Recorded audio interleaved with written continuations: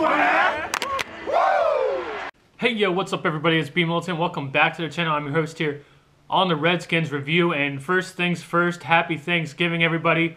I'm glad that this Thanksgiving ended well for the Redskins today. The Cowboys lost, Redskins won. Puts us a little bit higher up in the playoff hunt. But first things first, before we get into this Redskins Giants game, which was a pretty uneventful game. You could tell both our teams were banged up. I just want to get into something really fast. Do you guys remember last year when everyone was raving about Dak Prescott? Everyone was saying, oh, Dak Prescott's having one of the best years as a rookie, and you know, there's a reason why they cut Tony Romo. They don't want Tony Romo. You know, Dak Prescott's the future, and he's so good, and you know, everyone's just going on and on. Maybe Dak Prescott's probably the best quarterback in the NFC East, and all this or that before Carson Wentz has come along, and everyone just had all this to say about Dak Prescott. And you can go back to all my videos. I was never sold on Dak Prescott, man. The Cowboys are smart. And what they did is they took pressure off of their young rookie quarterback, and that's what they've been trying to do this entire time. But look at what Dak Prescott is without Ezekiel Elliott. In the last 3 games where the Cowboys didn't have Ezekiel Elliott, they're 0-3.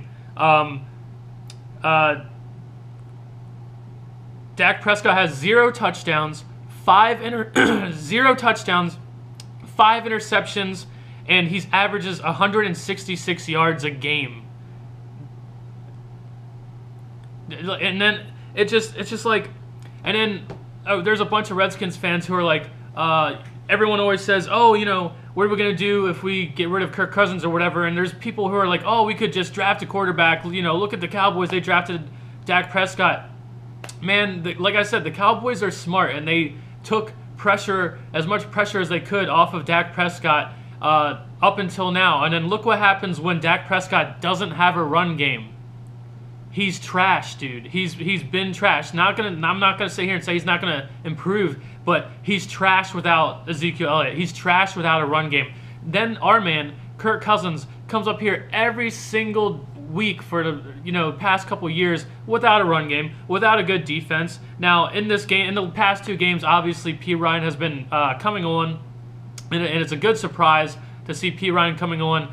I guess we'll just transition into that right now. Perine, he had like 96 yards or so, and in the first half of the game, I was sitting there saying, oh, here's the Perine, we're used to. Perine's not doing shit, and I was just sitting there like, man, the game was really slow. Perine wasn't doing much. Our entire run game wasn't doing much. And then in the second half, we saw that same Perine that we saw in last game, where he was much more patient in his running, and he looks fast at times. Like, he looks much faster than we've seen him like the rest of the entire season. These last 2 games, sometimes you can see him hit a hole, and he's just much faster than we've ever really seen him before. So glad that he's coming along. It sucks that we don't really have any other options at running back to actually help him out some. But before I go into some of the other stats and everything, then the Kirk Cousins interception. I'm not even worried, or I don't even want to I know people are gonna say, oh, he got his foot caught in the ground or whatever. Like, I don't even care that it was a somewhat high throw. Our second running back, Marshall, don't even know his real name. Marshall, the guy who was out there, he throws the ball. Marshall, it hits him in both of his hands. He had to jump and get it, but it hit him right in both of his hands, and he swatted it back into a defender, Cowboys' hands for, and then he returned it for the touchdown. Like, straight up, that's not Kirk Cousins' fault, man. I'm sure when it happened, a bunch of people were going to jump all over Kirk Cousins for that. But, Kirk Cousins had a pretty good game. In this game, straight up, it was, like I said, it was very uneventful. There's only, it seemed like a few people came to play, and I kind of expected this, seeing that both of these teams are really banged up, and I expected a lot of penalties. I have a friend who's a Cowboys or not a Cowboy, a Giants fan. Before the game, I told him, good luck, yada yada. I'm not really expecting a whole lot in this game because of how many injuries both of our teams have, and I also mentioned that I think it's going to be a flag fest because we got so many people starting that. We got our center. I'm pretty sure this is the first game he's played all year at all. So I expected a lot of penalties, and it just wasn't a very exciting game. It's kind of like I just got done watching the game. It's just kind of hard to kind of pick out certain plays and certain things just because it was a bunch of slow, not much happening the entire game. But credit to our defense, credit to Kirk Cousins and some of the people who showed up to play. There wasn't a lot of people that showed up to play, man. You had Morgan Moses toughed it out. You got to give him credit. Kirk Cousins came to play, got sacked a bunch, got hit a lot, still was making plays. Jameson Crowder, obviously, I think he had like 140 or 160 yards or something like that. I think it's 140. I'll get into the stats here in a minute.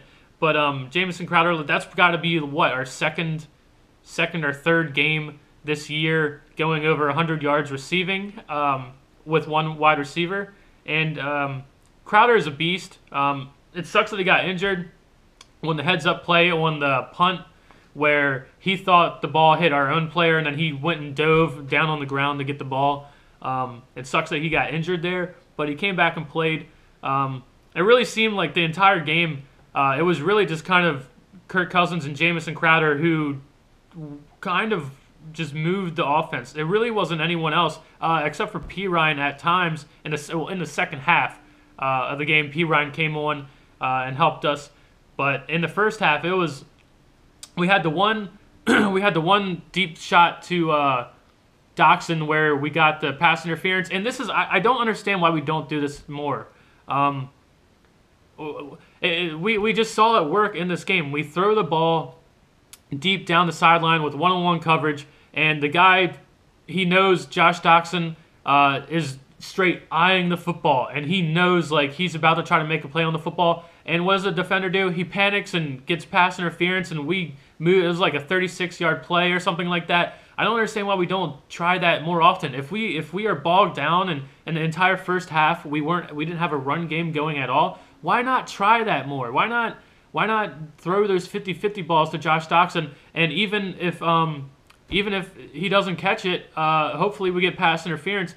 That's kind of watching Ravens football. That's kind of what Joe Flacco made a living on with Torrey Smith and Anquan Bolden back in the day when the Ravens offense was actually good. That's what Joe Flacco would do all the time. Whenever Joe Flacco saw there was one-on-one coverage, he knew that Anquan Bolden would go up and fight for the football, and half the time he would just get pass interference, and then next thing you know they got 40 yards. I don't understand why we don't try to do some of that more. There was the one good creative play where we faked the run and then we threw it right down the seam to Crowder, I believe, and that was most definitely an adjustment. That wasn't just Kirk Cousins that knew that was going to happen. That was definitely an adjustment. You could tell from halftime. Someone saw something there, and they kind of dialed that up. So that's good. We need more of that, man. We need more adjustments. I like Gruden, and I like our team is definitely getting better over time, but we need more adjustments like that. We need to see our team do more stuff like hurry ups. I don't understand why we don't ever get in a hurry up at all, like ever. I don't understand why we aren't doing just to catch people off guard. I mean, we could, catch an extra player on the defense and get a free play or something like that. I just don't understand why we are so we come out here and do the same thing over and over. Like, we need to start just how in this season we keep saying, what's the next step for Kirk Cousins? Kirk Cousins needs to learn how to extend plays, use his feet, get out of the pocket, and extend plays, sort of like what Aaron Rodgers is so great at doing. And Kirk Cousins has been doing a good job this season of doing that. And in this game, he did a pretty decent job. He took a lot of sacks, but I don't even blame him for the sacks because half those sacks are on our offensive line, and then the other half are just straight up coverage sacks, and he even said that. And most definitely, like I said, our wide receivers weren't really doing much this game, and they even showed on the one time where he took a sack. They even showed it. All of our wide receivers were just not open, straight up. Kirk Cousins, he's just sitting there looking at like, what am I gonna do? What am I gonna do? And no one was getting open, and they even showed it. And like I said, it was Jameson Crowder, man. Jameson Crowder was the one that was doing everything. I think he had, like I said, 140 yards or something like that. Our defense, which is kind of crazy, our defense held Eli Manning to. Oh no, hold on, they updated it, or. Oh no, actually, yeah, it just updated on my phone. Perine does have 100 yards, so I don't, like I said, I still don't understand I don't know how many times that we've gone over 100 yards rushing this season, but now's 2 games in a row, and it's been featured by Perine, and we need to see more of it. Now we're getting into the easier part of the schedule. Now is a good time for him to come on and learn, he's going to have to. We don't have any other choice. He needs to show up like this every single game, or we need the defense to heavily show up. Either one of those things. We know Kirk Cousins is going to show up, but we need either a really good game in the run game, or we need a really good defensive game for us to continue to win like this. But yeah, Eli Manning was held to 113 yards, no touchdowns, 1 interception. Kirk Cousins went 19 for 31, 242 yards, 2 touchdowns, 1 interception, which obviously was tipped by our no-name running back, Marshall. I mean, come on, man. The Giants' defense is obviously their strength of their team, and it doesn't, like, they're 2-8, or what, they were 2-8 in this game, but their defense was getting after Kirk Cousins. Our makeshift offensive line, also credit to Morgan Moses and Ari Quandro for when the interception did happen, when our running back tipped the ball up. Those 2 hustled. Morgan Moses and Ari Quandro were down there at the goal line. They didn't stop him from getting in on the interception, but you could tell that those guys hustled. You can't just not acknowledge that. Jameson Crowder had 7 receptions for 141 yards and 1 touchdown. The leading rusher on the Giants was Gallman, and he had 37 yards. So, and then the leading receiver on their team had 36 yards. So our defense showed up in this game. It seems I was worried at the beginning of the game that they were going to get the run game going, and I thought that was going to be the key to the game. They even said it: whoever runs the ball better is going to win the game. And that's what I told my friend who's a Giants fan the other day, when we were talking about injuries and everything. And I told him days ago, I was worried if the Giants get a run game going and we can't stop it. Yeah, that was going to be the game for us. So I was worried about that, and I told him that the other day. So the Giants had 6 first downs, and the Redskins had 17. We had 322 total yards, and they had 147 total yards. Both teams had 1 turnover.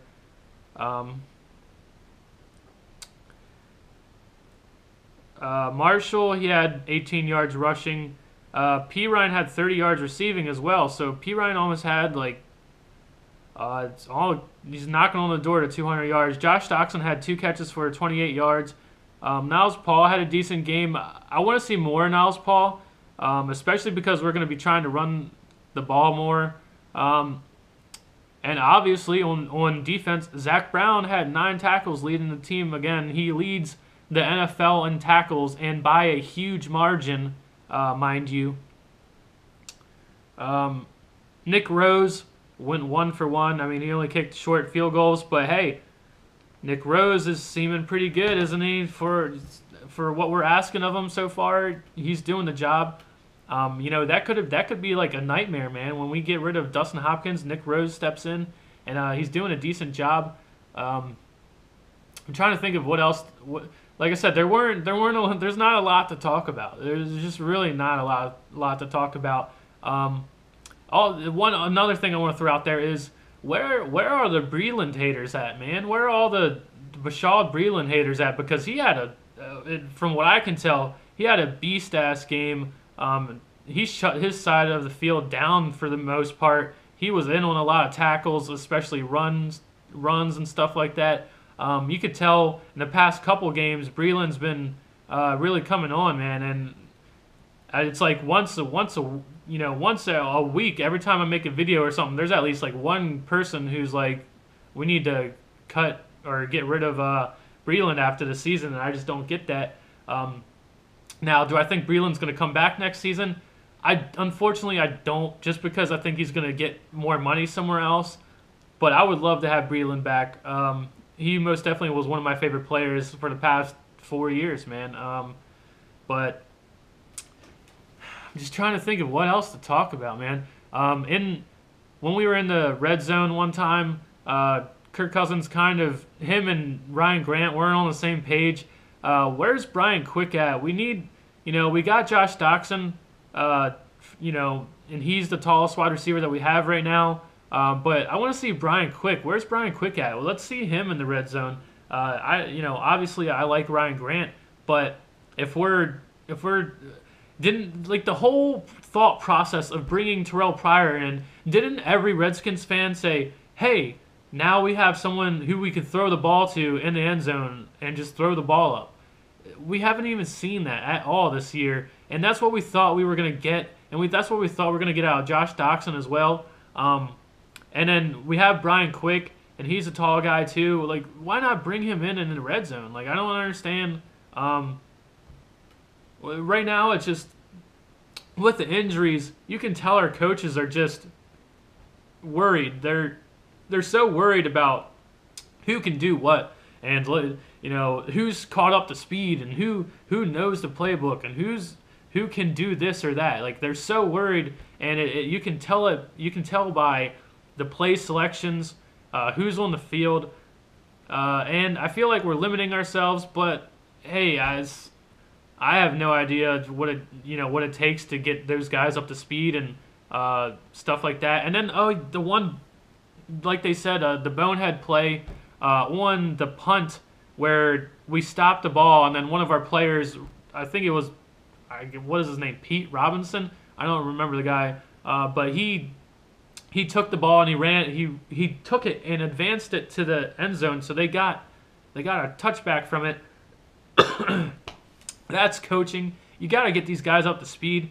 Now, I understand a lot of these guys are being signed from the practice squad or other people's practice squads, but I mean, how many weeks have we seen the Redskins, come up and play well, but then we still lose the game, and we sit there and say, oh, only if this or that happened.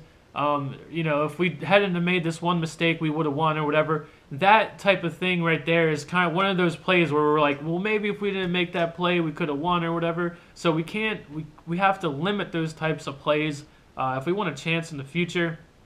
The Chargers looked pretty good today against the Cowboys.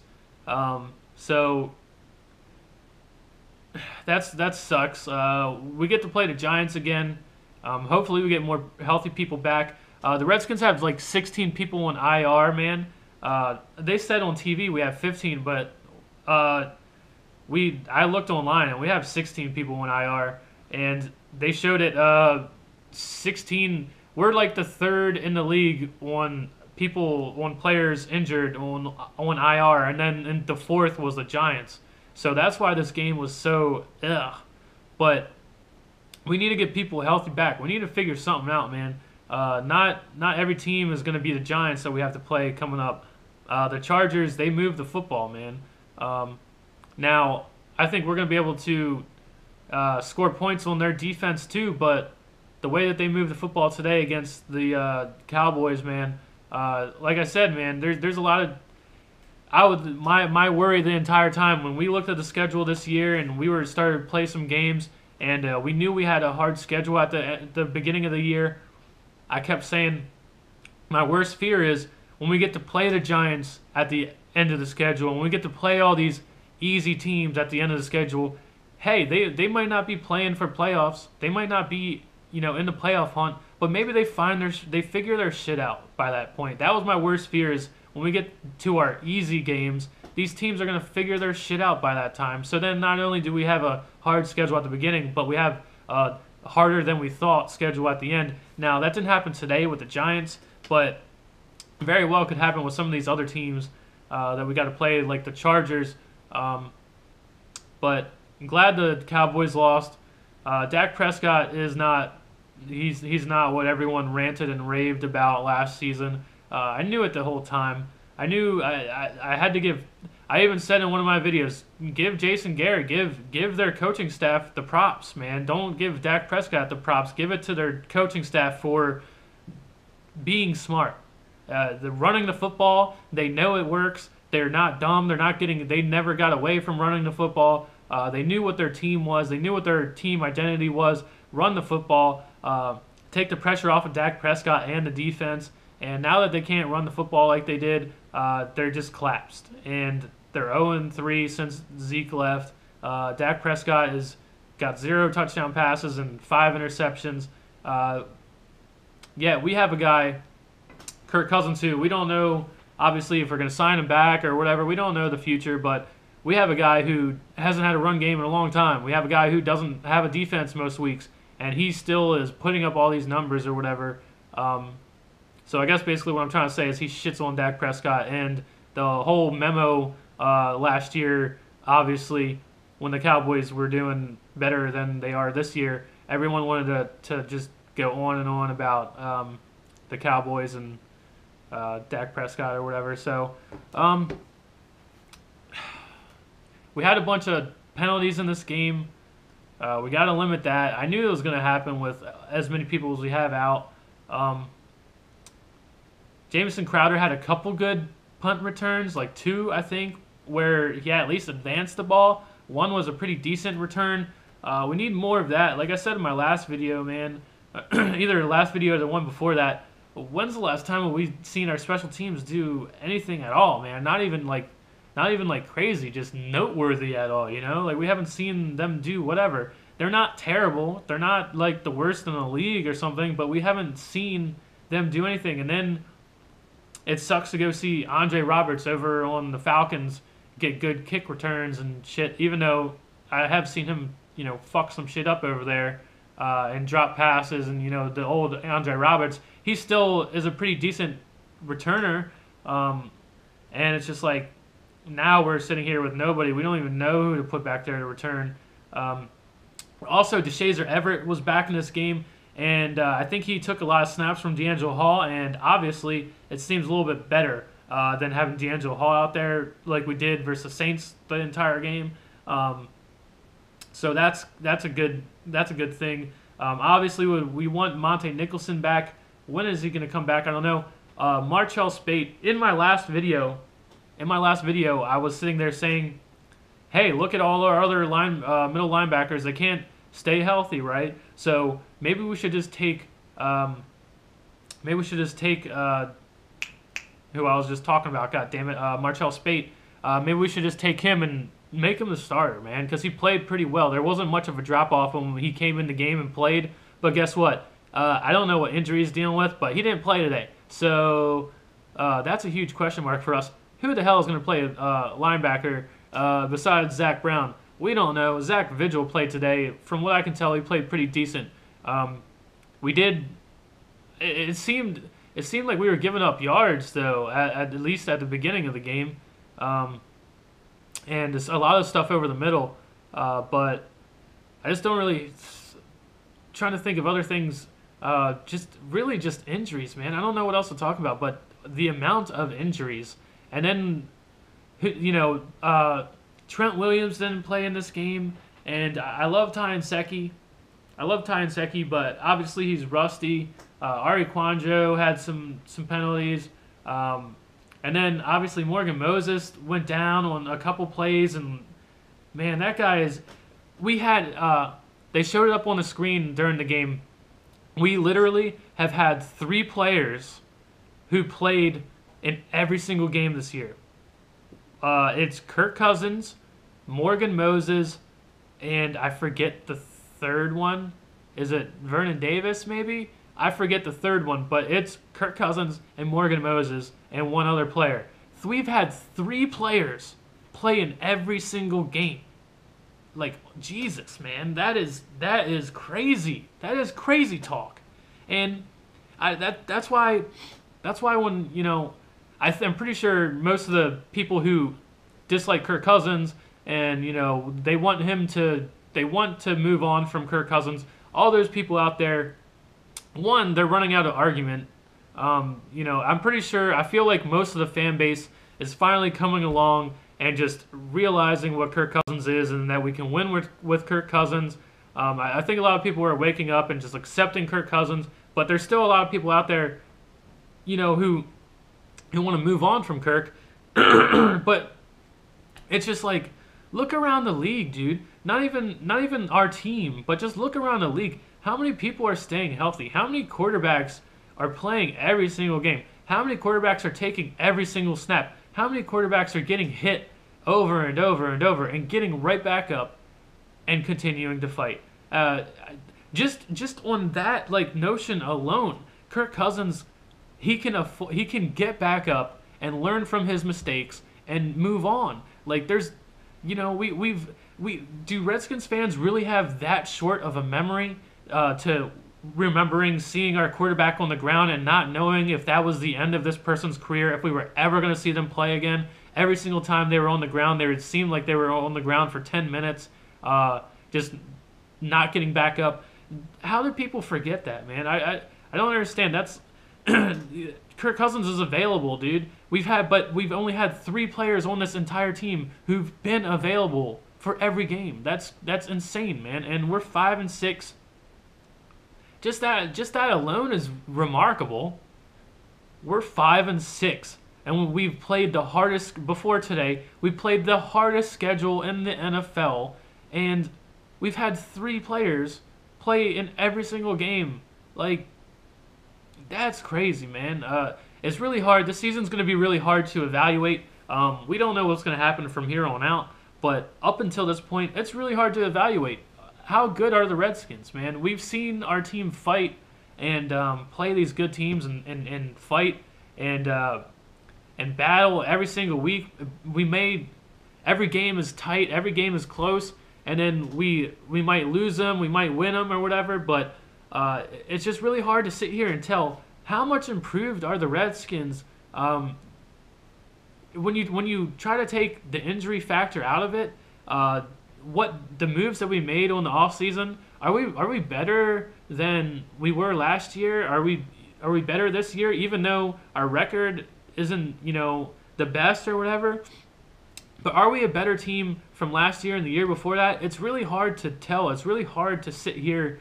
It feels like it, doesn't it? It feels like we compete. It feels like we're not pushovers. It feels like we're improving. It feels like Kirk Cousins is improving. It feels like the defense has improved at times, but it's just really hard to evaluate. Are we better than the past 2 years with all the with all the injuries, and if these people didn't get injured, would we be better than we are now? Who knows? It's going to be a crazy offseason for us coming up this year. Now, I'm not going to talk about the offseason, but I'm just saying when we're evaluating our team, that's a really hard thing to do right now because of the injuries. But yeah, going back to the game, man, if I missed a play or something, I don't know what play I really missed, because like I said, it was a non-eventful game. But even without a bunch of weapons, Kirk Cousins went out here and scored 20 points. Even though, like I said, even though the Giants are 2-8, their defense is basically the best part of their team. They were getting after Kirk Cousins. They weren't straight up pushovers in this game. Landon Collins is a beast. he was laying some hits on us, but we still overcame, man.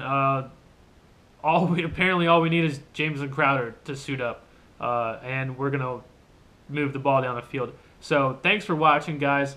Like I said, if I missed something, I'm sure I probably did miss something, but it's just really hard. Like I said, I just got done watching the game, and it just seemed like a long, drawn out. Both teams didn't look good. Both teams looked like they looked like their injuries straight up were directly impacting their team. So thanks for watching, guys. I'll see you in the next one. Happy Thanksgiving. Hopefully this game gave you guys a boost, made this day even better for you guys. I'll see you in the next one. Peace out.